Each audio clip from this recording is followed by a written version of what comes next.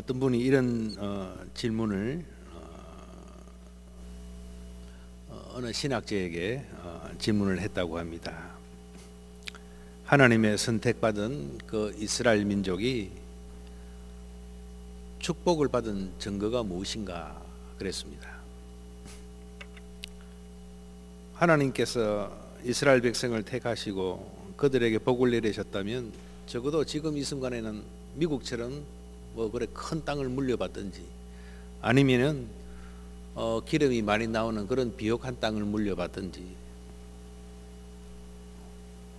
근데 지금 보면은 이스라엘은 우리나라의 한 강원도 정도밖에 되지 않은 아주 조그만 나라입니다. 그리고 나무가 아주 귀해서요. 그야말로 돌짝밭이죠. 그리고 자원도 풍부하지 않습니다. 하도 짜서 거기는 소금밖에 나올 것이 없지요. 그런데 역사를 돌아보면 이스라엘은 참으로 특별한 나라입니다.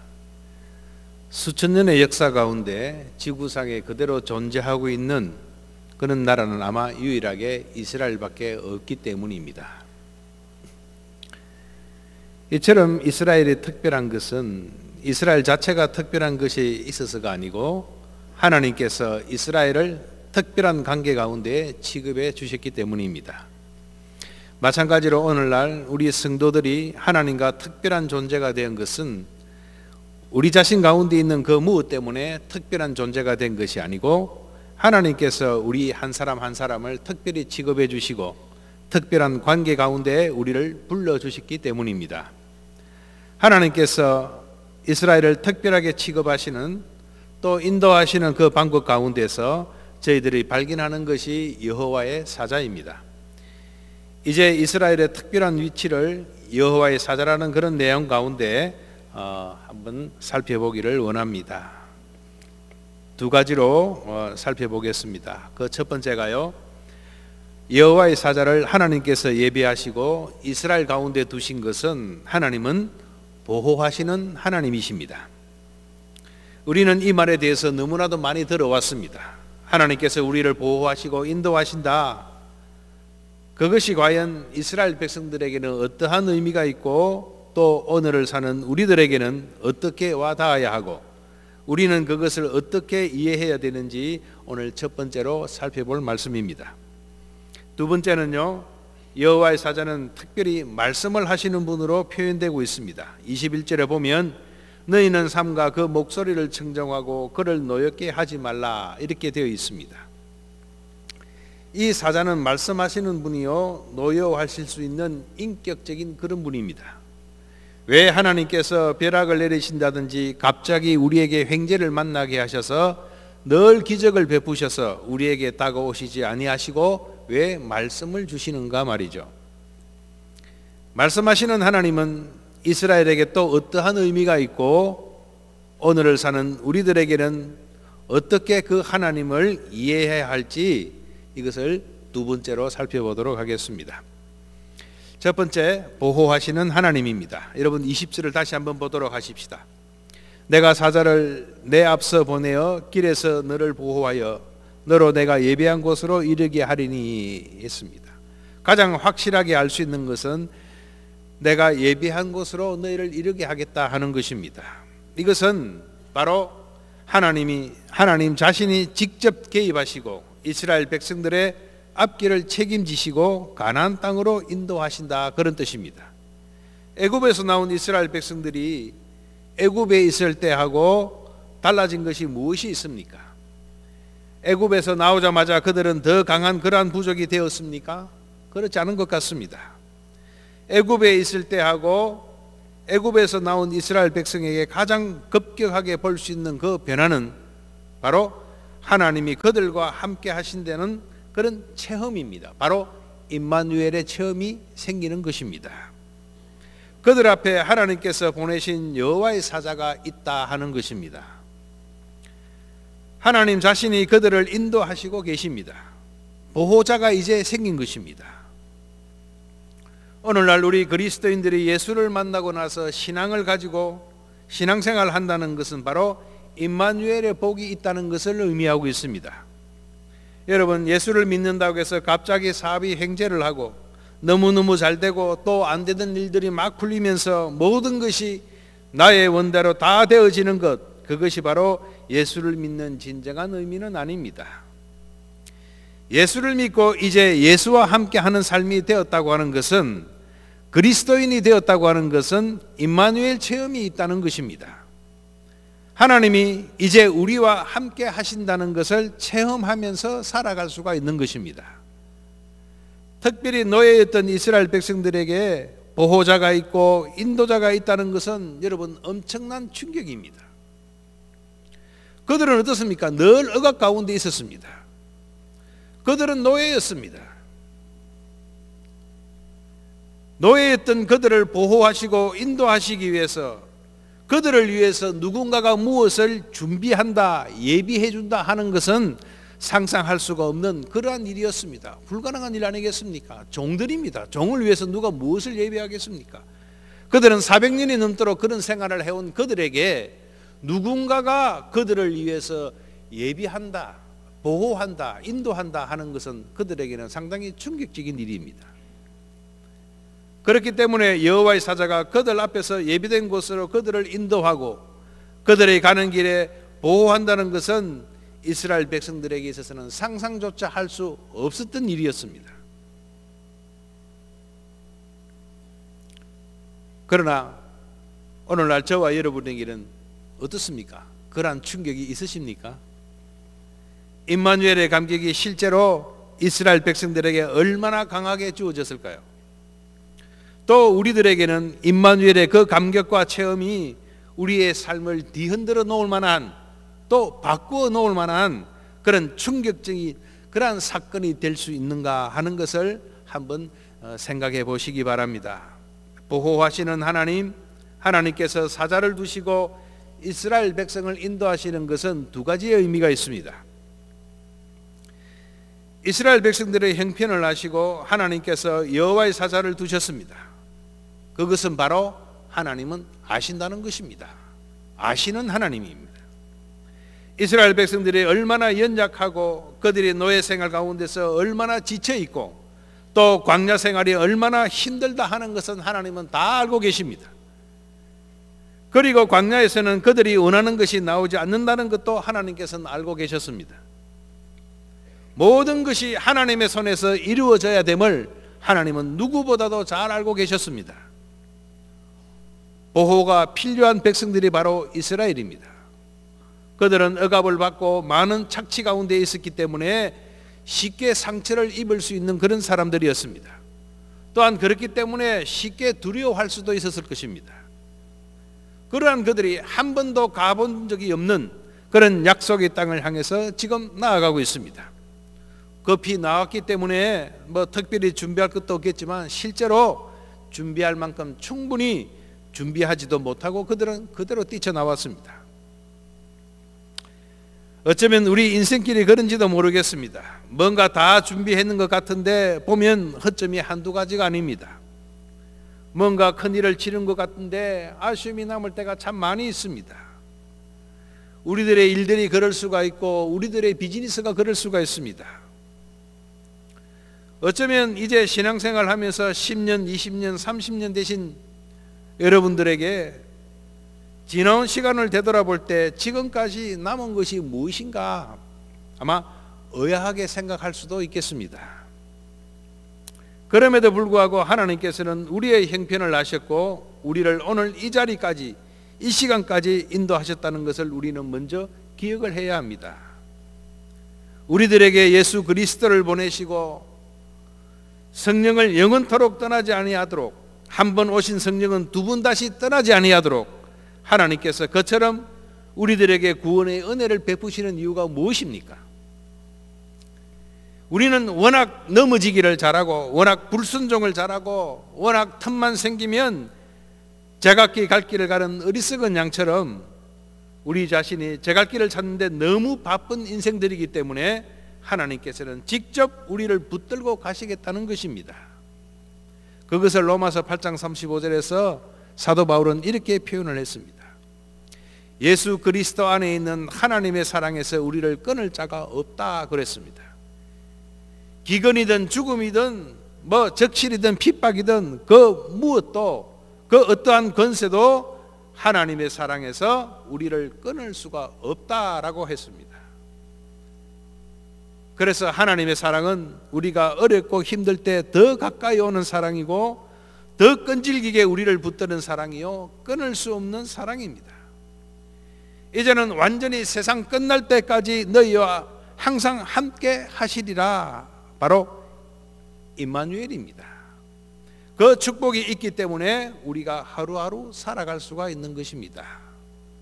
많은 허점이 있음에도 불구하고 때로는 하나님께서 제시하는 길을 걷기보다는 곁길 찾는데 우리 자신이 더 익숙해 있지만 그럼에도 불구하고 하나님의 임마누엘의 복이 있기 때문에 우리들이 계속해서 믿음의 길을 갈 수가 있는 것입니다. 여호와의 사자를 보내셔서 이스라엘 인도하시고 지키시고 보호하셨던 그 하나님은 또 어떠한 하나님입니까? 아시는 하나님이실 뿐만 아니고 하나님은 이스라엘을 아끼시는 하나님입니다. 여기에 주목할 단어가 있습니다. 20절을 여러분 자세히 한번 보시기 바랍니다.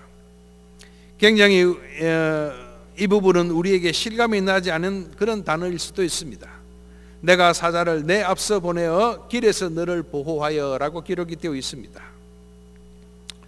여러분 아시다시피 노예들이 주로 하는 일이 무엇입니까? 그 당시 왕이나 귀족들이 행차할 때 미리 가서 돌도 줍고 뭐 그 길을 예비합니다. 그것이 바로 종들이 하는 일 아니겠습니까? 그런데 말이나 마차가 상하지 아니하도록 예비하는 그러한 노예들 앞에 누가 먼저 가고 있습니까? 천지를 지으신 하나님, 바로 여호와의 사자 제2위 되신 예수 그리스도께서 바로 하나님의 아들이 이 노예보다 먼저 앞서가서 그 길을 예비한다는 것입니다. 이것이 바로 하나님의 사랑이요 하나님의 은혜인 것입니다. 여러분 혹시 시험에 들면 그런 생각 하시지 않습니까? 예수 믿어봤자, 그죠? 예수 믿어봤자 실질적으로 도움되는 것이 없다 이 말입니다. 그러나 여러분 눈에 보이는 금과 은은 없을지라도 날마다 우리가 살아가는 동안에 보이지 아니하게 바로 하나님께서는 우리의 길을 예비하고 계신다. 이것은 사실입니다. 이것처럼 정말 축복받은 인생이 어디 있겠습니까? 우리의 길을 예비하신다 이 말이죠. 그렇기 때문에 임마누엘이라는 이 단어는 종교적인 단어가 아닙니다. 실제 생활 가운데서 비교도 할 수 없는 그런 엄청난 하나님께서 우리를 향한 배려라는 것을 여러분 기억할 필요가 있습니다. 하나님은 우리를 아끼시는 분입니다. 그렇기 때문에 이스라엘 백성들이 이 말씀을 대했을 때 그들은 충격이었습니다. 늘 핍박받고 늘 억압당하고 그런 그들에게 그들을 위해서 누군가가 앞서가서 그들의 길을 예비하고 있다 하는 것은 그 실감나지 않을 수가 있는 것입니다. 상상 초월한 일 아니겠습니까? 상상할 수도 없는 일이었습니다. 왜 하나님께서 오늘 이 말씀을 통해서 이스라엘을 깨우치고 또 우리에게 말씀을 주십니까? 여러분 오늘 우리에게 필요한 한 가지 사실이 있습니다. 아마 이스라엘 백성들에게는 더욱더 그랬을 것입니다. 바로 이스라엘도 우리도 하나님이 보시기에는 너무너무 존귀한 존재라는 사실입니다. 우리를 그렇게 아끼신단 말이죠. 오늘날 성도들도 때론 교회도 자신이 얼마나 존귀하고 얼마나 존귀한 하나님의 모임인지 하나님의 공동체인지 하나님의 아름다운 사랑으로 만들어진 모임인지를 모르고 스스로 하찮게 여길 때가 너무나도 많습니다. 여러분 제가 언젠가는 한 말씀드린 기억이 나는데요. 여러분 우리가 그냥 뭐 여러 가지 세상에서 시달리고 이리 와서 그냥 어쩌면 한숨을 쉬면서 앉아있을 때도 있고 있으면서 또 여러 가지 뭐 걱정스러운 그런 것을 안고 또 예배할 때도 있을 것입니다. 또 스스로 하찮게 자신을 여길 때가 있고 말이죠.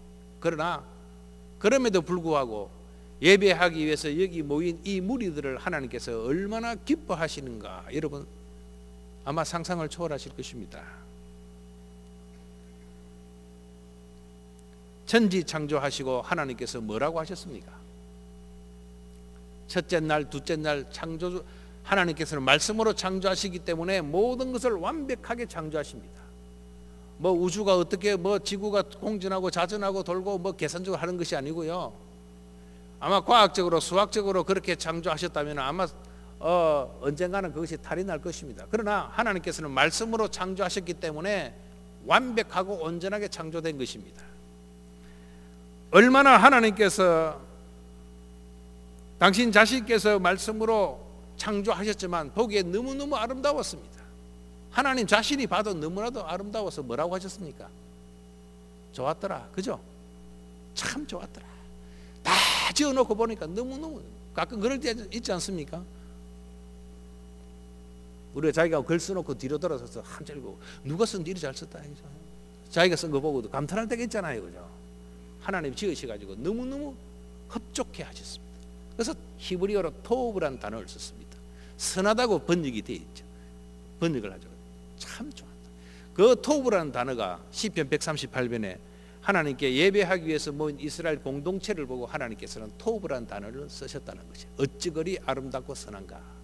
모이는 거. 그래서 저와 여러분이 우리는 형편없이 보일지는 모르지만 그러나 하나님께서 예배하기 위해서 모인 우리들을 보고 하나님은 그 천지 창조하실 때의 아름다움을 느끼신다 하는 것이죠. 얼마나 대단한 것입니까? 모인 우리를 보고 예배하기 위해서 모인 우리를 보고 하나님께서는 지금도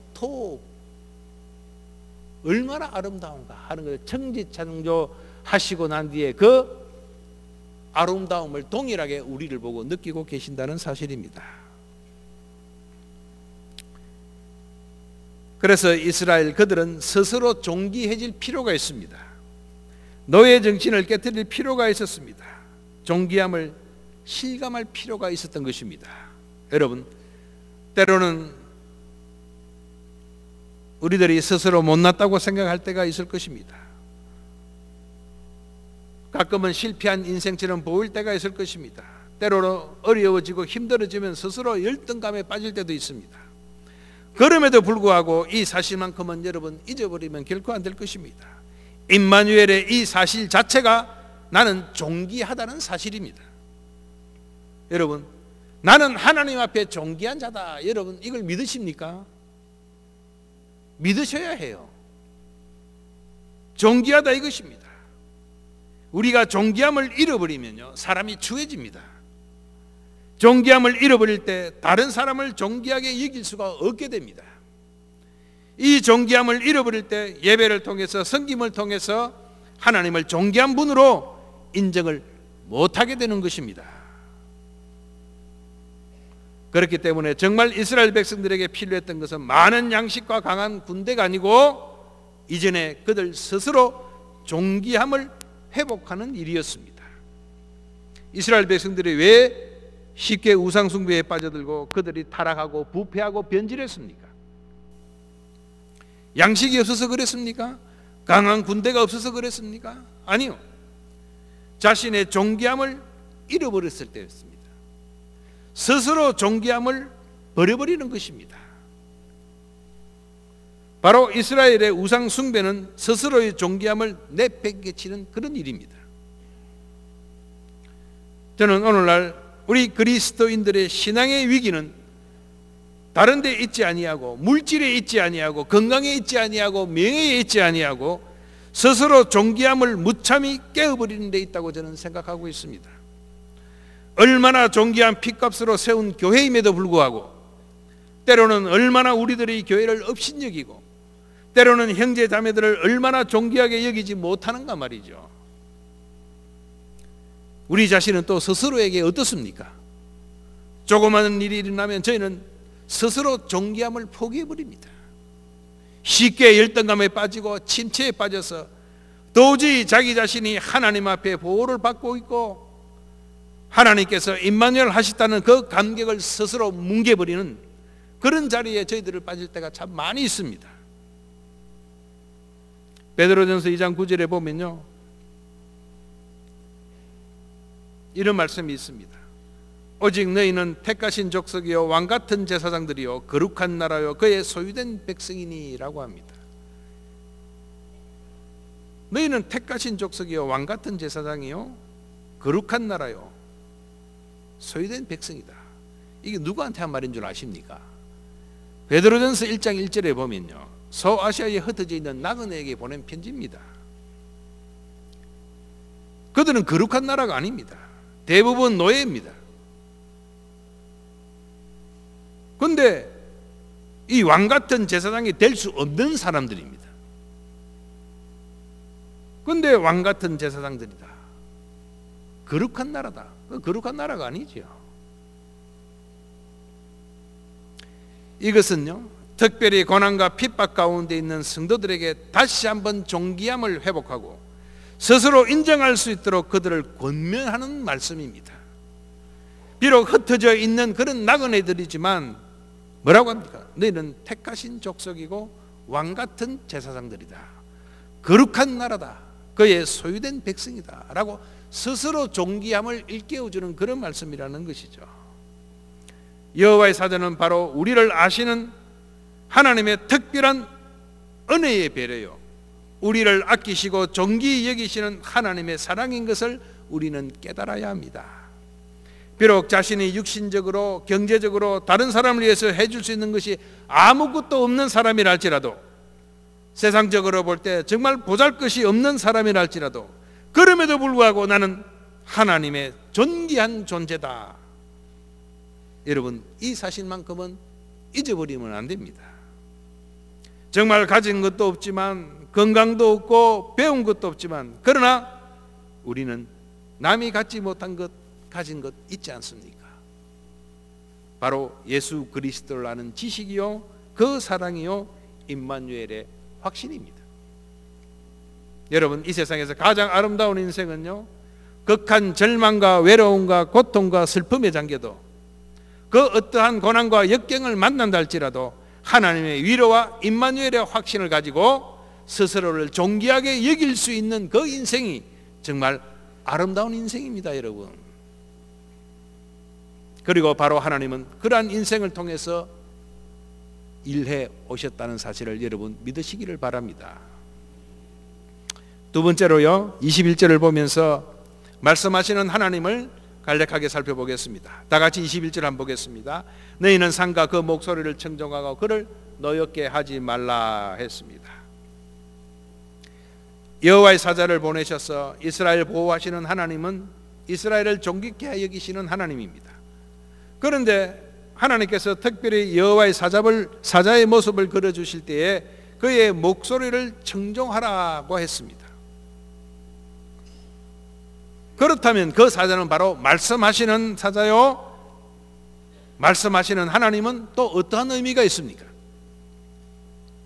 바로 이스라엘을 인격적으로 대하시는 하나님이시다 하는 그런 뜻입니다. 하나님께서 우리를 인도하실 때 여러 가지 방법이 있습니다. 환경적으로 인도하실 때가 있고, 때로는 기적을 사용하실 때도 있고, 때로는 상식을 사용하실 때도 있습니다. 그러나 그 가운데서 가장 구체적이고 확실한 하나님의 인도 방법은 바로 말씀을 통한 인도입니다. 그래야만 인격적인 접촉이 가능하기 때문입니다. 하나님께서는 이스라엘 백성들을 보호하시고 사랑하실 때에 이스라엘을 외환용으로, 애완용으로 사용하신 것이 아니란 말입니다. 인격적인 교제의 대상으로 하나님은 삼으셨습니다.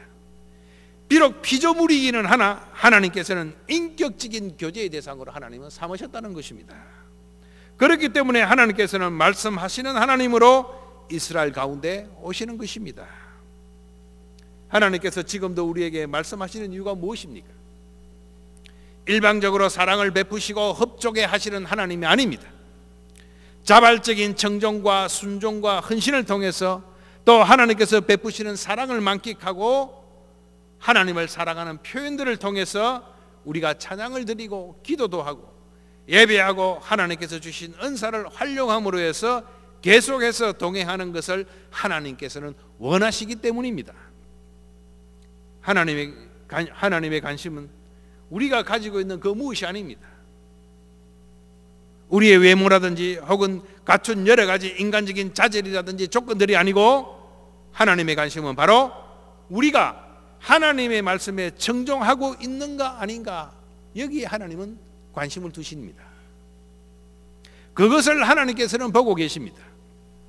청종하는가 안 하는가에 따라서 정말 하나님과의 인격적인 접촉이 있는가 아닌가 하나님은 아시기 때문입니다. 본문에 보니까 삼가라는 단어를 썼습니다. 21절에 너희는 삼가, 그 목소리를 청종하고, 상가라는 말은 그를 주목하고 말씀을 귀담아 듣고 순종할 준비를 하라는 그런 뜻입니다. 이것은요, 상가라는 말 가운데 먼저 하나님께 관심을 가지라는 뜻입니다. 삼가, 그리고 말씀을 들으라는 것이죠. 그런데요, 우리들 어떻습니까? 설교를 듣는 것, 설교를 이해하는 것, 설교에 동감하는 것으로 끝내버릴 때가 참 많습니다. 실제로 하나님께 관심이 있고 그 설교나 하나님의 말씀이 나에게 어떤 변화를 일으킬지, 또 하나님께서 그 말씀을 통해서 나에게 구체적으로 요구하시는 것이 무엇인가에 대해서는 사실 우리는 별로 관심이 없습니다. 왜 설교가 이렇게 많고 하나님의 말씀을 접할 수 있는 기회가 이렇게 많음에도 불구하고 왜 우리는 변화하기가 이렇게 힘이 듭니까?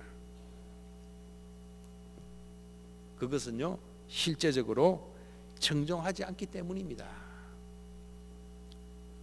말씀을 그래 듣는데 청종 안 할 리가 있겠습니까? 아니에요.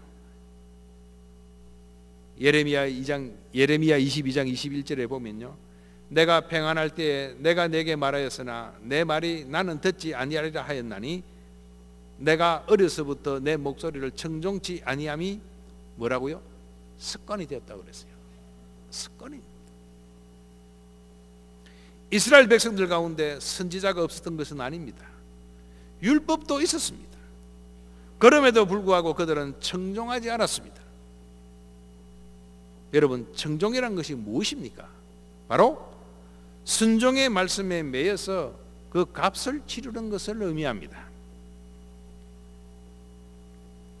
왜 말씀이 지금 이렇게 우리 가운데, 때로는 우리 주위에 얻을 수 있는 기회가 많음에도 불구하고 그처럼 우리에게 변화가 없고 또 세상을 향해서 영향을 미치지 못할까요? 그것은 실제로 청종이 없기 때문입니다.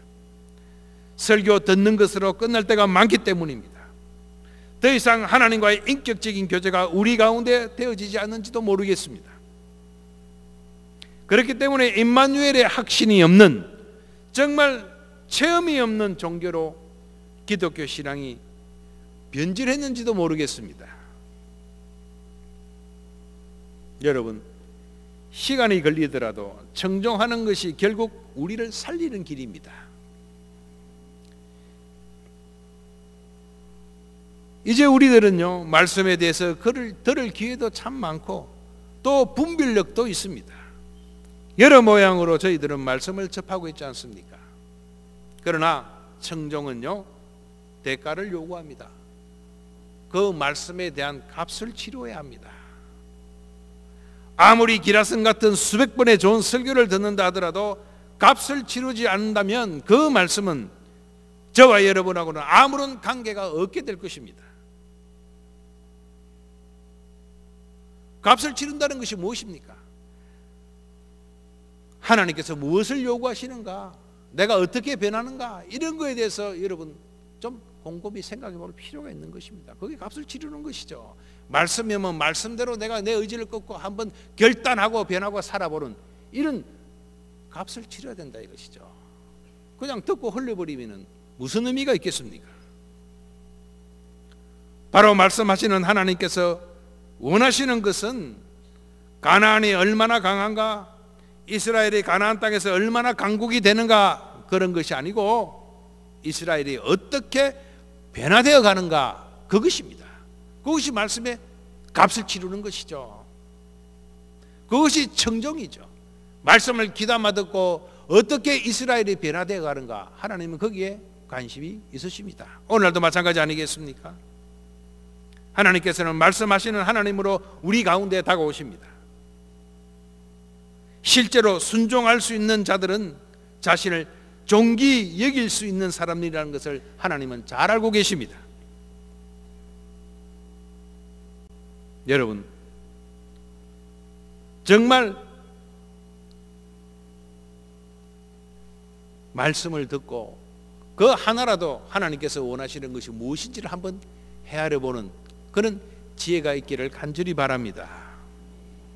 말씀을 맺겠습니다. 여러분들에게 정말 존귀함을 누릴 수 있는 그러한 자유함이 있기를 간절히 바랍니다. 그 자유함 가운데서 말씀에 따라 살아가시기를 바랍니다. 그래서 정말 이 세상을 충분히 변화시킬 수 있는 영향력 있는 그런 하나님의 백성들이 다 되었으면 참 좋겠습니다.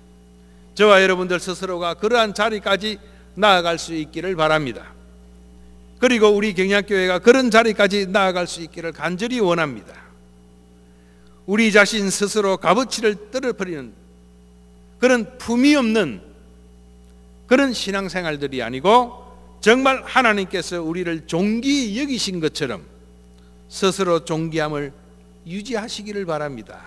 그리하여 그 가운데서 자발적이고 아름다운 그런 순종들, 섬김들이 있는 저와 여러분 그리고 그런 교회가 되기를 다시 한번 주님의 이름으로 축원합니다.